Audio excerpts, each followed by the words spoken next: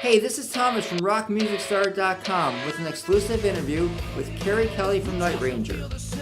In this discussion, Keri and I talk about his new band project, A New Revenge, which also features Tim Ripper Owens, James Kotak, and Rudy Sarzo. We also discuss many of the other great rock stars that Keri has performed with during his career. I hope that you enjoy this interview, and please check out my site, RockMusicStar.com, for more interviews, concert reviews, and cool photos. This is another exclusive Rock Music Star interview. Conducted by Thomas S. Warlock Jr. Hey, Tom, Keri Kelli here, brother. How are you doing today? Doing not too bad, man. I'm really excited to talk to you about A New Revenge. I checked it Cool. out. Yeah, I checked it out. It's a pretty cool album. I like it a lot. Oh, thank you, man. Thank you. We're proud of it, man. I think there's some really cool songs on there. Yeah, absolutely. Band started as Project Rock. It was a jam Yeah. band years ago, and it morphed into A New Revenge. When did that occur? Well, it kind of went into it when we started writing our, original songs and obviously, kind of putting this record together. So it's been a long time in the making. This wasn't something that we just kind of put together and wrote a bunch of songs within a month. I mean, we've been kind of piecing this together like the last couple of years, to be honest. But, once we finally had the full set of songs together, we said, hey, let's really get a band name and not, even though obviously Project Rock is a band name, it still, it implies that it is like a project and like a jam band thing where you're playing the best of songs. So, we knew that we wanted to have a name for the band once we got the collection of songs together and we were really putting the record out. So like I said, it's been a long time in the making, but we're very proud and happy that it's coming out here now and, sharing the good word with the people. The band lineup's pretty impressive. Tim Owens on vocals, James Kodak on drums, and is Rudy Sarzo still involved in the band? Obviously, yeah, Rudy is on the record and has been involved in the band since we started, which was like in 2014. It was a jam band. I mean, if we can continue, whenever we do shows, if we can continue with Rudy and the logistics are can line up, then yeah, it's hard in this day and age, as you probably know, and you've heard from many people, everybody has many projects going on. We aren't lucky enough to be in Metallica or something like that. So everybody's working. And so it's hard to get the logistics together to get 4 different dudes and 4 other bands together. So we're hoping we could do something towards the end of the year, and we hope Rudy can be involved as well. I see. Okay, great. So that kind of sort of answered my next question. A lot of these band projects that come together, these all-star bands, put out a record and they never play live, or they play very few live dates. Is this something that you're real serious about? That you see it going forward? You see maybe a tour coming up in the near future? Like I said, we'd really like to. With this band, previously, before the record, obviously, we've done like 4 tours over, like literally 2.5 week tours in Russia. We've done Scandinavia. We've done some shows in Europe, Belgium, and stuff like that. And we'd like to do some shows with this project. Most likely it would be towards the end of the year, the third quarter or the fourth quarter of this year. And that's mainly due to, obviously I play in Night Ranger. I'm a member of Night Ranger. So we have shows literally that are taking us through the summer right now. And so it's just one of those things of logistics. And I'm sure other projects that you had mentioned, run into the same, problems. You've got different bands like whatever, I don't know, the Winery Dogs, or you have the band that Bumblefoot has, with Mike in them. I mean, everybody's got to plan all these things out with, like, what's Billy doing with Mr. Big, or what's going on with this and that. Yeah. So I think that's just the juggling act of these, when you get like, 4 or 5 dudes that are in other bands as well. It's just hard to get the logistics together.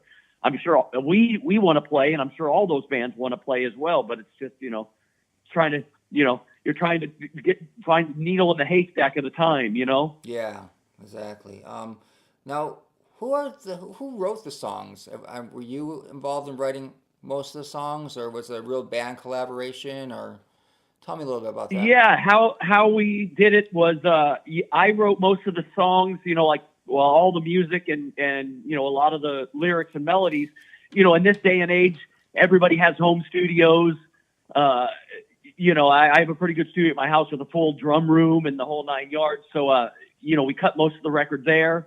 But how it kind of when it came about was I would write a bunch of ideas, or not a bunch, but you know, I'd get the songs together at my house, like just in a demo form, and I would kind of send them over to Tim.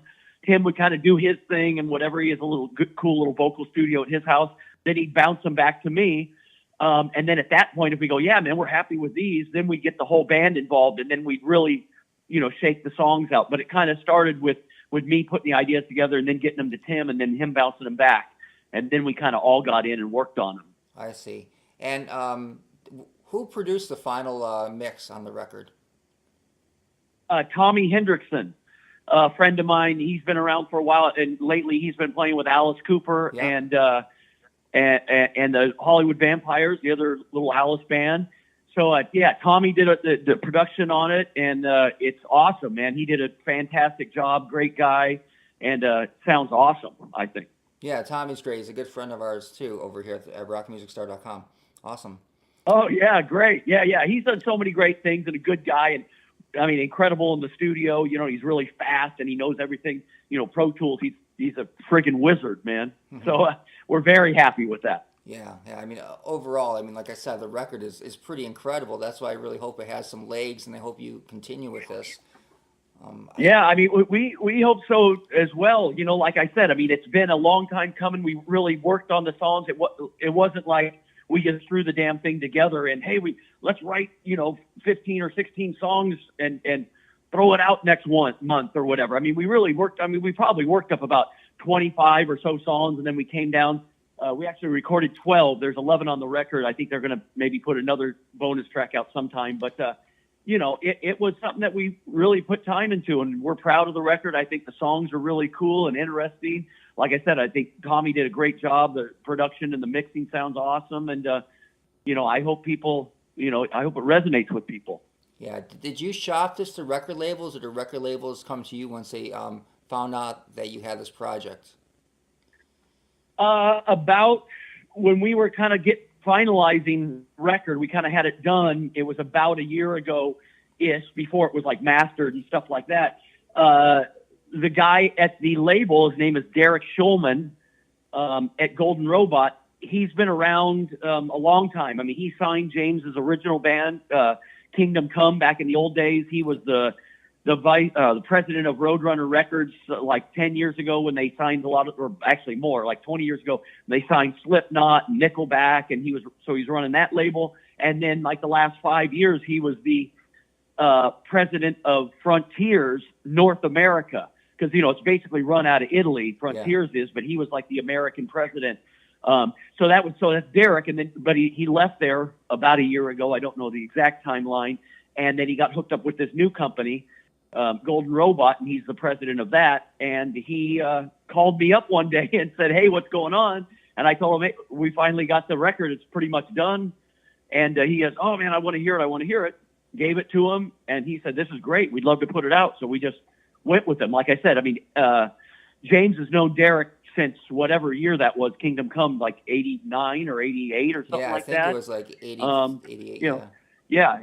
So he's a great guy. He's been in the industry since the 70s, actually. I mean, he's been involved with, you know, Bon Jovi and this and that or whatever. And that's kind of how it came about. It was just one day he called me up, and it happened to be the right timing when we kind of had the record complete. So, and here we are. It's coming out. We're happy. Yeah, that's pretty cool that you have somebody like that. And I'm imagining you're probably one of the first bands on this label, right? Yeah, I mean, they put out last year, I don't know exactly when, but they put out Dizzy Reed's record. Dizzy from Guns N' Roses had a record, and he put that out. And that was kind of like one of the first, you know, they were just kind of getting going, the new label, Golden Robot. But this year, I know we're kind of like the first kind of big release or big push that they're doing. I know they've signed a lot of other bands. I think they have like Skid Row coming out. They have what's his name from John Sykes from White Snake, new record coming out. A few other things I can't remember exactly. I think Steve Stevens, the guitar player. So they're like ramping it up. I think the label's going to be awesome. Yeah, it sounds like it, especially with that, person with great success in the past. I mean, Roadrunner was a huge label. I mean, Slipknot, Nickelback. I mean, come on. Frontiers is a great label. So yeah, he's been involved in some real success. I want to talk about some of the other bands that you play. Well, Night Ranger, of course. I mean, you've been with Night Ranger full time since 2014. 5 years now. Yeah, and I've seen Night Ranger with you a few times. I saw you played at UB in October outside at 10 a.m. in the morning. Oh God, yeah. I remember it was freezing. Yeah, that was a pretty cool gig. I think it was the first time I actually had like a coffee in my hand watching a concert. It was pretty cool. But we had to get that gig going with a couple of like hot toddies, dude. It was like, what the hell? We're gonna go out there, rock for an hour, whatever it was, 10 a.m. to 11, dude. It's like whatever it was, like 25 degrees outside. That was crazy, but it was cool. I think everybody had a good time, man.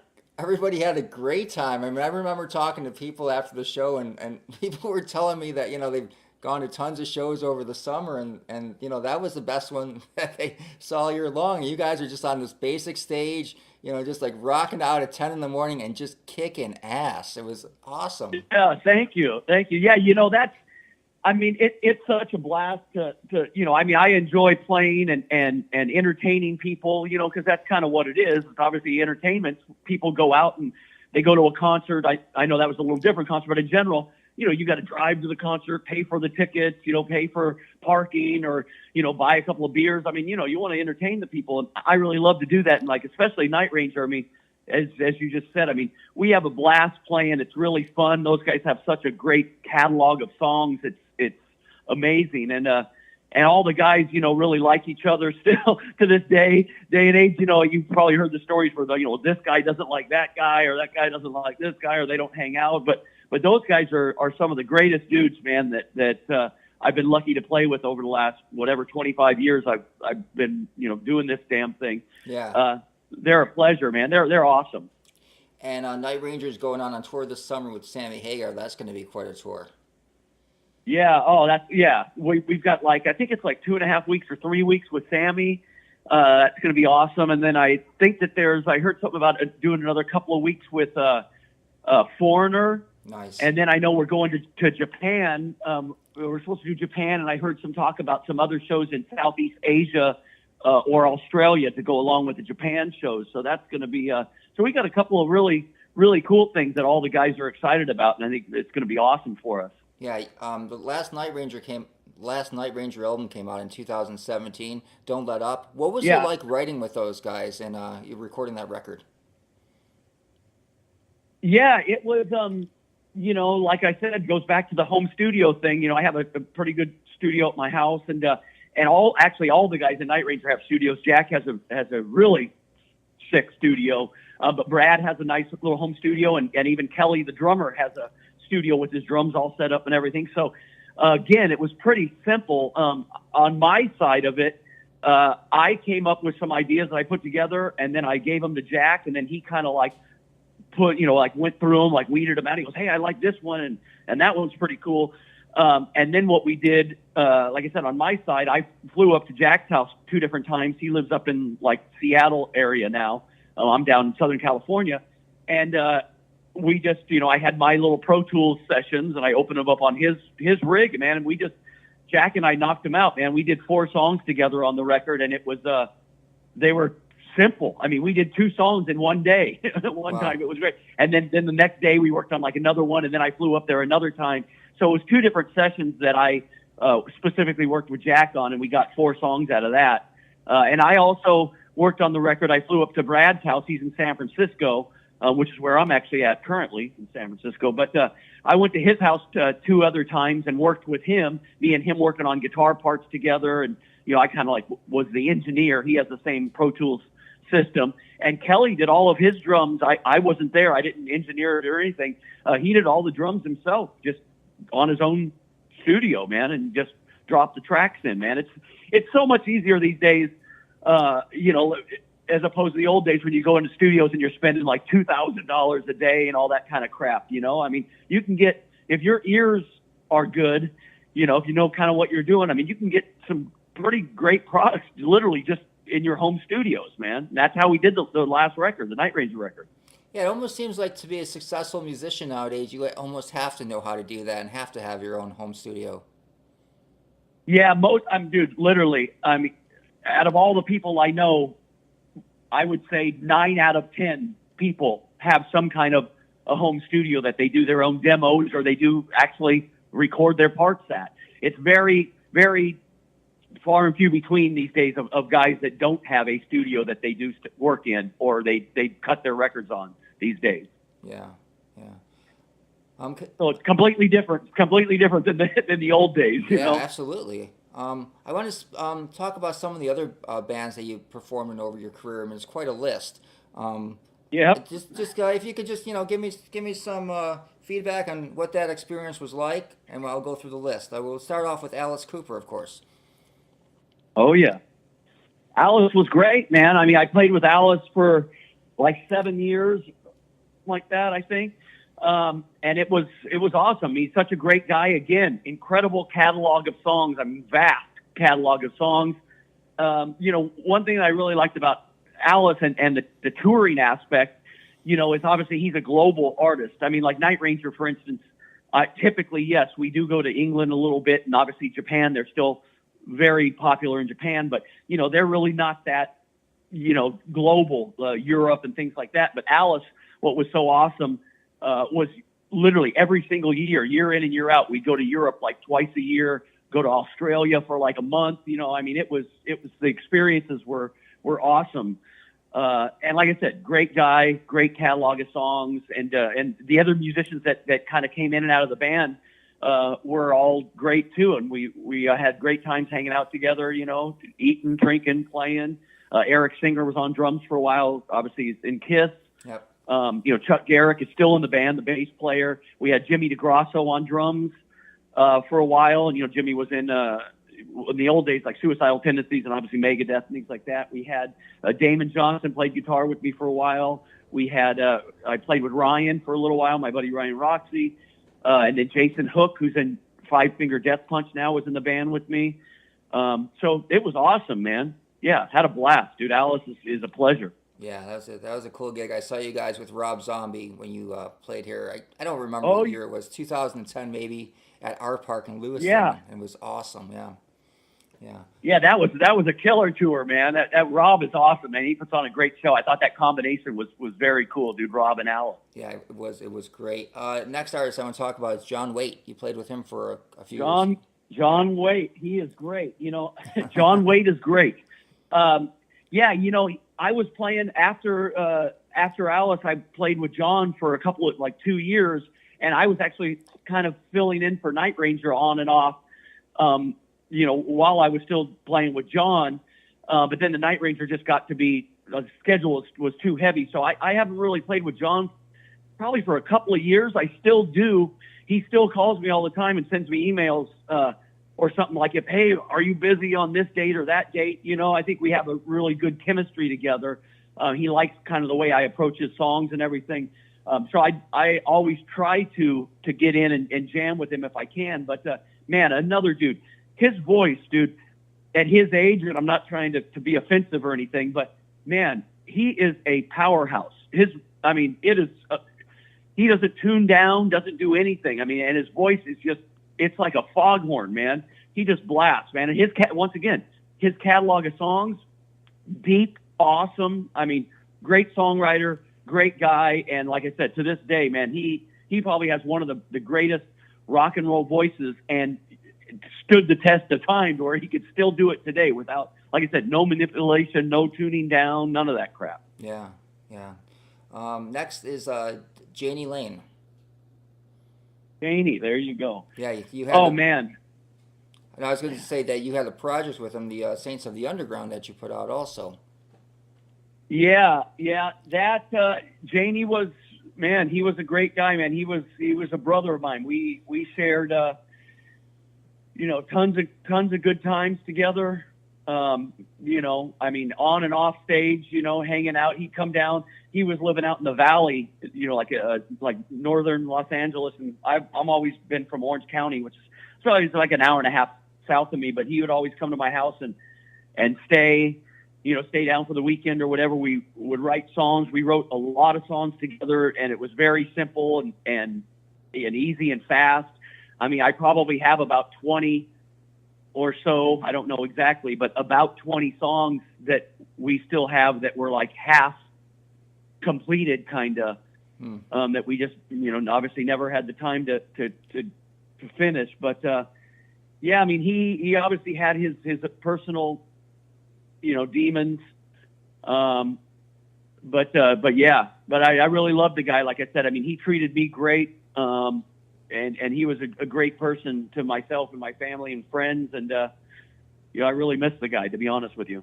Yeah, during the time that you worked with him, was he struggling with all those personal demons then as well? Yeah. I mean, it was on and off, literally. Sometimes there was times, even when I helped out, one time I helped out Warrant. They needed a guitar player. Something happened. I don't know. It was when I was still playing with Rat. So this is back in the late 90s. And they had like a 2-month run or 3-month run, and they needed somebody. So I did that. And he was sober for most of it, and he was doing great. And then, I don't know, one day something happened. And, through the years, I mean, sometimes he would be on a great path, dude, for literally a year or more, and then he would just, fall into some dark places where I couldn't even get a hold of him, or he would call me and he'd be out of it. It was back and forth, unfortunately. Yeah, that's so with sad him. and tragic. Yeah. Yeah. It's hard, man. Some people, it's hard, man. It's a disease, and it's sad. I don't have the answers, but, like I said, I mean, I remember all the great times. We had many a great time together, and like I said, I really miss the guy. Yeah. Next, the Vince Neil Band. Oh yeah, Vince, that was fun. Yeah, so I played with Vince for like about a year or so, and we knew that it was going to be short-lived because during that whole time, it was when they were getting the Motley Crue thing, back together, when they were going to reunite and do all that stuff. Some people, like fans or whatever, don't really know. I mean, these things don't just come up like, oh my God, I heard Motley's back together and they're playing next month. I mean, you're working on shit like this for a year or more to put things in place, and the managers and the lawyers and the this and the that. So while I was in the band, I mean, we knew Vince was going to meetings all the time. Like he would, whenever we'd come out for a show, we'd go, oh, yeah, I just had a meeting with these guys and this or that or whatever. He'd be venting about something. Yeah. But so we knew that was kind of like short-lived. But I had a blast playing with Vince, man. I saw Motley Crue when I was a little friggin' kid, dude, at 12, 13, 14 years old, watching these guys in clubs and stuff in LA. And then as they got bigger and bigger, and, I always thought the band was very cool, and to jam with somebody that you kind of knew when you were a little kid, at least in your mind, you kind of knew it was a blast. And Vince is a character, man. He likes to have a good time, and he does it right, man. We would travel great. Shows were great, and he, like I said, he liked to have a good time, man. He knows how to party and get down, man. It was a blast playing with him, man, for that year. Yeah. One of the shows that I saw that I thought was one of the most incredible guitar performances I've ever seen before in my life was when you played with LA Guns at a club in Buffalo. And I thought it was incredible, and I thought you had great chemistry in the band, but that was very short-lived. Can you tell me a little bit about LA Guns? Yeah, that was another thing where I don't know if I was really in the band, maybe I was. I think I was like, in between bands, or I was helping them out, and that was another situation. And it's many times things have come up like this where they had a record had just come out. I can't remember the name of the record, don't know if it was called Headbangers, not Headbangers No, Ball. I don't know. I can't remember the name of the record, but they had a record that had just come out, and they had a European tour. It was like a month or a two-month tour or something like that, booked, and something happened between, and Tracy was in the band. It was Tracy, Riley on drums and Phil singing. Something happened, and this was like the split back then, whatever it was, 20 years ago, and Tracy told them to beat it, I guess, or something. I don't know the exact situation. But again, they needed a guitar player for this European tour that was like coming up like a week or so later. I obviously had known Phil and, the guys in passing and et cetera. And they called me up and said, hey, do you want to play with us or can you play with us? So I said, yeah, sure, whatever. So I did the European run. And then I think they had another American run. And I did that. And then that was pretty much it, Like I said, I think I was in another band at the time. I can't even really remember, but I love those guys, man. I actually think they have a really cool catalog. Phil's a cool, nice old English chap. I love him. And then you got Riley as like his own character. Literally, Riley is like a character. But yeah, man, again, it goes back to what I said earlier. I mean, I personally, all these projects that we're touching on, I love to play. And I love to entertain people. Like I said, they come out, they spend their money. I want everybody to have a good time. I want to have a good time. If I'm not having a good time, then I'm not even going to do it. I don't need to. But yeah, I did have a blast playing with them. It was fun, man. It was cool. Riley would crack me up, man, and Phil was great. Okay, and then we'll briefly touch on Slash's Snake Pit. You were also in that for a while too. I don't think you recorded with them, but you joined shortly after the record came out, their second record. Yeah, it was. They were mixing the record, I think, when I joined the band. And yeah, that was a fucking blast, dude. I mean, it was awesome. Like, what had happened, how that came down was I was actually on that Warrant little run that I told you about. Mm-hmm. And then one day I got a call, and I had known Slash and the guys before, and I knew they were working on the record for a while, and been over at Slash's place or whatever. One day the phone rings, Slash calls or whatever, and he goes, "Hey, where you at?" And I was in Alabama at the time. I remember it because we were on the Gulf there. I go, "I'm in Alabama," or whatever. He goes, "Oh, okay, cool. Well, when are you going to come back or whatever?" I said, "I'll be back next week or on the 10th or whatever it was." Like a week or so away. He goes, "Okay, call me when you get back." I go, "All right, cool." Called him when I got back. "Hey, I'm back." He goes, "Hey, well, come over to the house. You want to come over today or tomorrow or whatever?" And I go, "Okay, cool." Comes over. He goes, "Hey, yeah, well, we need a guitar player. I mean, do you want to come down and jam?" I go, "Yeah, sure." Wow. So then like a day or two later, I came down, and he had a whole, his house killer. He had a whole full tilt recording studio and like rehearsal kind of room. Like everything was set up like a stage, but it was all mic'd and, for records, you could record live or whatever. So I came down there, jammed with them, brought my gear, my amp, my Marshall and all that crap. And then we hung out and we were drinking beers afterwards or whatever. And I go, "Okay, cool. I'm going to go home or whatever." So I go back down into the studio, and Adam Day, his guitar tech, who's still his guitar tech to this day, he's been with him since like 87 or something like that. Adam was down. I go, "Hey, Adam, I'm going to grab my gear now. I'm going to go back home or whatever." He goes, "Oh, I wouldn't grab it. Just leave it."